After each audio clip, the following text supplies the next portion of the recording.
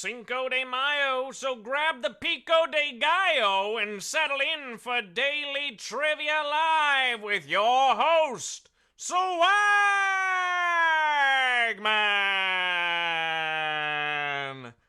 That is right, everybody. Happy Cinco de Mayo, and on Friday, nonetheless. Yes, I hope you've lined up some sort of celebration. I'm going to grab a burrito and, you know what, probably some queso later to celebrate the festivities for short. You guys remember back when it was actually kind of sad because in 2020, Cinco de Mayo fell on Taco Tuesday, and we were all, look, we all did our best from home, but having it on a Friday is like the next best thing. So I hope you're celebrating this fine day. It's a big movie weekend with the wildly well-reviewed Guardians of the Galaxy Volume 3 hitting theaters. Now, I don't know when I'm going to be able to see it. I've got the swagling now. You know, getting to the movie theaters isn't as easy, but I'm really looking forward to it. Look, nobody spoil it, okay? I've heard it's amazing. I heard it makes a near-perfect trilogy for Guardians of the Galaxy, especially if you're a fan of the movies. So, man, I gotta see it. Speaking of movies, I don't know if you all saw this. If you haven't, you gotta go check it out. Did anyone see the mashup of the Little Mermaid and the Transformers Rise of the Beasts trailers? There was a theater that somehow played both at once, and it was kind of see-through. You could see half of each on the screen, and you hear Ariel singing the entire time. Honestly, it looked like a great movie. And because it's Transformers Rise of the Beasts, all the animals, all the water creatures you saw in Little Mermaid just kind of made sense. And so now I think we need that movie. So I think Hasbro, it's Hasbro that owns the Transformers toy line, and Disney, you gotta just get together and let's get this movie happening, okay? Trixie Hill started the chat off today by wishing everyone good luck. And you know what? I think that's the perfect way to get into the trivia fun. So, welcome to the first ever Friday Flash edition of Daily Trivia Live, the mobile game show where you win money from the comfort of your phone. As you may have noticed, we've had a little rebranding here just to reflect all the amazingness of this app. Now, I'm going to get this moving as quickly as I can. So here's a look at today's grand prize. You ready? Boom. There it is. That is $1,000. And when you correctly answer 10 multiple choice general trivia questions, you are going to win your share of it. In this game, you'll earn 1 bonus SB for every question you get right after question number 1, even if you've already been eliminated. If you win the game, you're automatically added, those SB, they're automatically added to your prize. Otherwise, you'll have to claim them at the end of the game to keep them. So, as you all know, if you don't win the game, you must click claim. But if you do win the game, well, they're added automatically, and that's just what I call one of the perks. The first time you get a question wrong, this is important. You know, the first time you get that question wrong, as long as it's before question number 10, you can rejoin to get another shot at the grand prize, either using SB or with a free rejoin. So just click the plus sign in the top left-hand corner of the main menu at any time a game's not happening and get free rejoins by watching videos. That sounds like a pretty good deal for me, right? Each game, we give away a 500 SB prize to one player who wins and claims at least 1 SB in the game. Thursday's winner was Carsabo. Congratulations, you have already been credited. 500 SB is yours. Everyone else, keep playing and claiming because next time the winner could be you.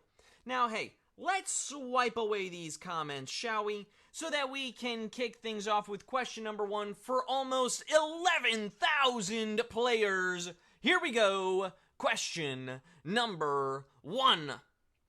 Which of the following is not one of the big 4 fashion capitals of the world? Is it Milan, Paris, or Sheboygan? Which of the following is not one of the big 4 fashion capitals of the world? A lot of fashion happening, really. We just had the Met Gala.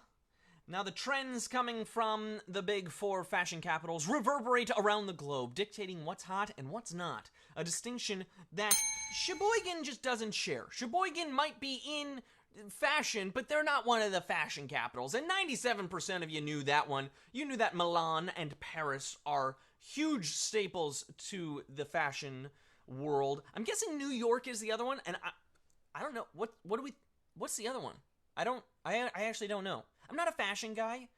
Basically, if it's a blue t-shirt, I'll wear it, or if it has a cool like superhero thing on it. That's in though, right? That's in. We've got a whole bunch of you still here, still in it. You did so great on that question, and from here on out, you get a bonus SB for every question you get right. So that sounds like a pretty good deal, if I say so myself. So let's keep it moving with question number 2, which is worth a bonus SB. Here we go, Q2. Tropicana is owned by what soft drink company? Is it PepsiCo, Jones Soda, or Novamex? What's the parent company for Tropicana? The big soft drink companies are in a constant arms race, acquiring companies to expand their drink portfolios. Coca-Cola owns Minute Maid, and PepsiCo owns their rival, Tropicana. Yeah, that competitor, Tropicana, is owned by PepsiCo. 98% of you getting that one right. You know your drinks. Well done. Do you have a preference? Do you have a preference between Minute Maid? You know, Minute Maid makes me think of lemonade. Tropicana always makes me think of orange juice. Is that everyone else? I always think of Minute Maid for lemonade and Tropicana for orange juice. That's just me. That's just me, maybe. Look, we're moving on, though. Question 3's here. It's worth a bonus SB if you get it right, so here we go. It's question number 3. Which of these landmarks is in Scotland? Is it Stonehenge, Uluru, or Loch Ness? Which of those landmarks is in Scotland? Near the kilts and the bagpipes. If you're going there looking for the monster, I can almost guarantee you that it's going to be a letdown for you. But Loch Ness is still one of Scotland's most beautiful places to visit. Loch Ness is the answer. We had 80% of you getting that one right. Well done. We had a lot of people going with Stonehenge. Stonehenge got a lot of you out on that one. But Stonehenge, look, I'm gonna be honest. I don't know where it is. I know where Loch Ness is. Stonehenge is in Salisbury in the UK. So that's in the UK. That's not in Salisbury. I guess where they make the steaks. Is that the Salisbury steak? Is that where they invented in Stonehenge, maybe? Maybe. Look, we've got almost 2,000 people back in the game, so I think we're just about ready to move on to question number 4, which is going to be worth another bonus SB. So if you're out, look, you got the bonus SB to play for, but I'm pretty sure we're still doing pretty good. So let's go to Q4. Here it is. What year did the Cold War begin? 1900, 1947, or 1972? What year did the Cold War begin? This is not based on temperature, by the way. Although, I mean, it was cold during this period at various times. If you weren't alive for the Cold War, you can't appreciate the fear of two superpowers who seemed like they were a breath away from nuclear destruction. The tension officially began in 1947. 1947 is the answer, and this was another tough question. Only 68% of you getting that one right. 7,008 of you are moving on, but we lost 32% of you on that question. A lot of you going with 1972. It would have definitely been happening in 1972. I think the Cold War went into like the 80s, right?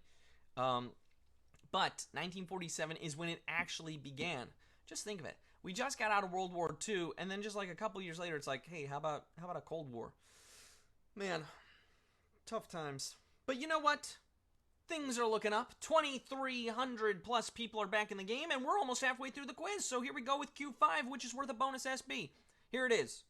Which of these phrases means you're sick?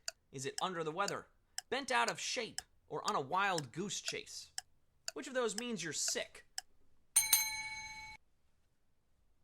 I've said this before, I'm sure. This one actually has some maritime origins also.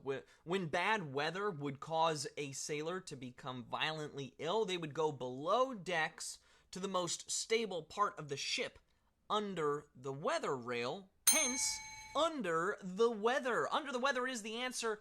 So many people, look at that, 99% of you getting that one right.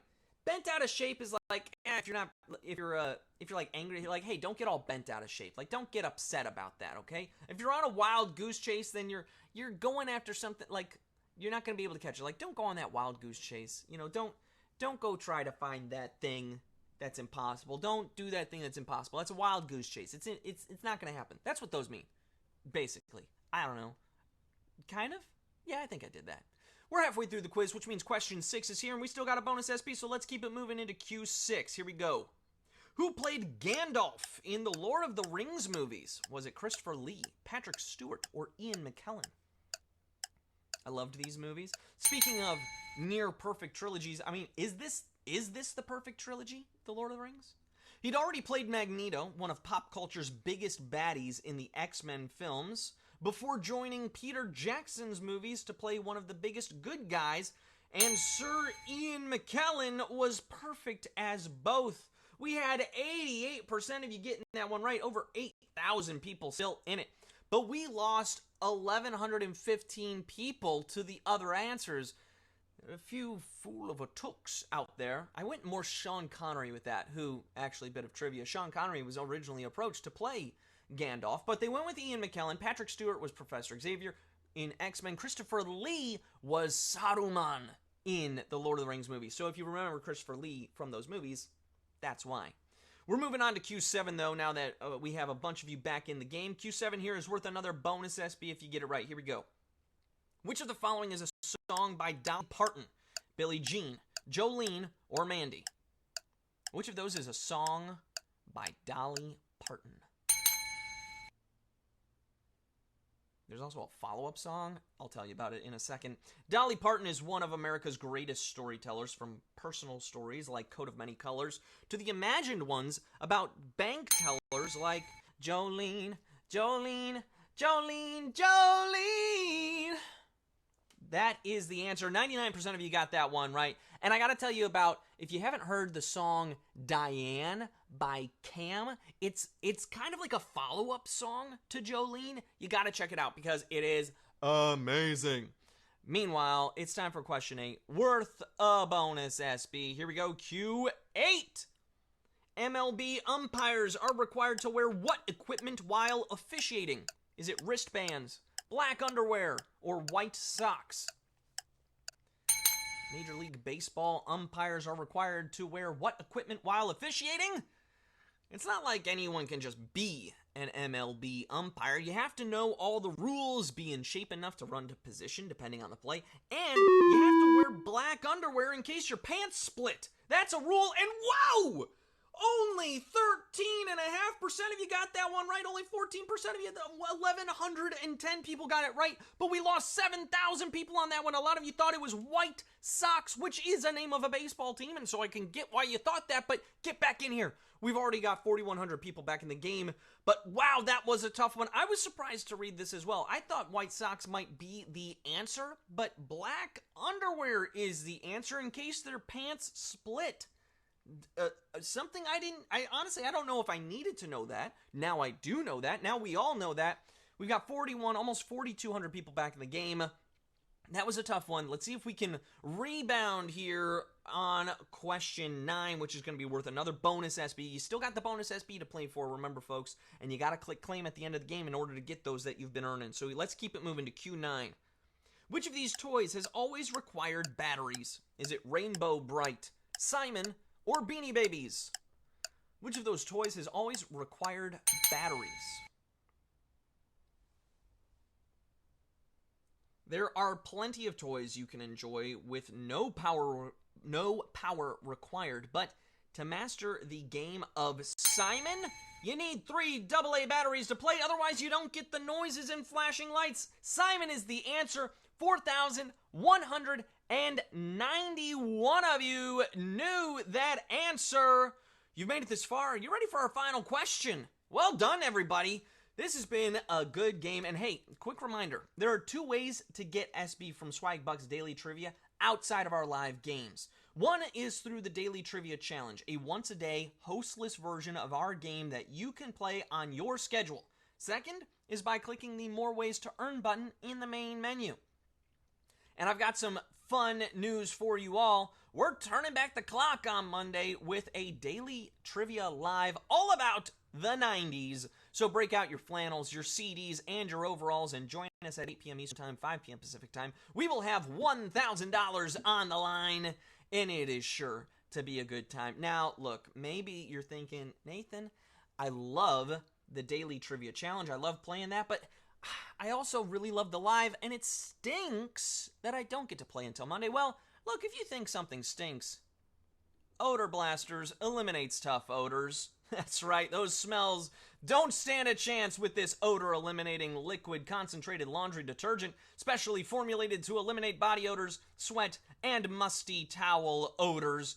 With its long-lasting scent, this liquid laundry detergent unleashes the power of odor eliminators to attack tough odors at their core, and it can get you SB. Add Arm & Hammer plus OxiClean Odor Blasters to your list in Magic Receipts. Then buy one eligible pack of Arm & Hammer plus OxiClean Odor Blasters in store at Walmart or online at walmart.com for delivery or pickup, and earn 200 SB when you upload a photo of your receipt as proof of purchase. Buy two on the same receipt and earn 500 SB. You have to be a U.S. player to take advantage of this one, but check it out after the game. All right. Whew. Folks, we're going to focus ourselves back in here. All right, we've got question number 10. We've got 4,320 people vying for a piece of the grand prize, over 11,000 people hanging out, having fun, going for those bonus SBs. So let's get to it. Here it is. Question 10, worth a bonus SB and possibly a piece of the prize. In what month does the NCAA hold its championship basketball tournament? Is it January, March, or June? In what month does the NCAA hold its championship basketball tournament? By the way, congratulations to UConn and LSU on their victories in this year's tournaments. We got some great performances by all-time great college players all throughout March Madness. March is the answer. 3,623 of you knew that answer and are splitting our grand prize. Congratulations to all of you who are splitting the grand prize today. Should we take a look at some of those winners? I think we should. There they are. Flora 5 is a winner. Congratulations to Grego Wells 07 as well. K Briggs 2. Rachel 7080 2002 is a winner. Lisa Vec is a winner. Eddie Neeland 2. Zara Hoff. So many of you. You did it. You got those 28 SB plus all the bonus SB. And now that you have all those new SB in your account, you know what to do with them. Redeem them for PayPal cash or gift cards to Amazon, Starbucks, Target, and hundreds of other places. Great job all week, everybody. I know I had fun. Yesterday's game was great with the MCU trip.